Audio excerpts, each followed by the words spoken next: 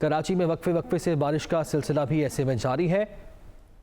آج کراچی اور حیدرآباد میں موسلادھار بارش بھی متوقع ہے۔ سندھ حکومت کا تعلیمی ادارے بند رکھنے کا اعلان بھی سامنے آ چکا ہے۔ موسم کی صورتحال کے پیش نظر کراچی انٹر بورڈ کے تحت ہونے والے تمام پرچے بھی ملتوی کر دیے گئے ہیں۔ حیدرآباد میں بھی کاروباری اور تجارتی مراکز بند رہیں گے۔ نوٹیفیکیشن بھی جاری کر دیا گیا ہے۔ صورتحال کیا ہے اور موسم کس طرح کا رہے گا جان لیتے ہیں۔ ہمارے نمائندے شامیر ہمارے ساتھ موجود ہیں۔ شامیر آگاہ کیجیے گا۔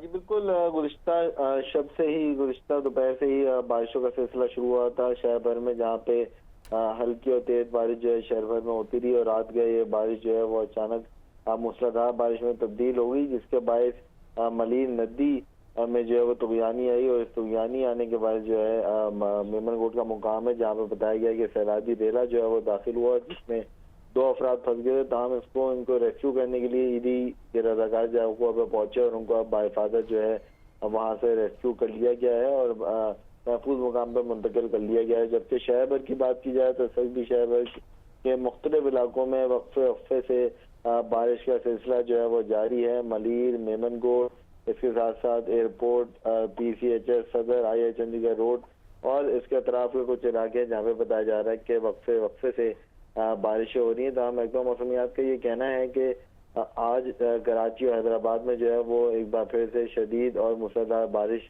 کے جو ہے وہ امکانات ہیں، جس کے باعث حکومت سندھ نے بھی حفاظتی اقدامات کے تحت نہ صرف تعلیمی ادارے جو ہے وہ بند کیے ہیں، کراچی کے تمام تر نجی اور سرکاری تعلیمی ادارے بند کیے ہیں، بلکہ لوگوں کو بھی بالکل ٹھیک ہے۔ شکریہ آپ کا شامیر۔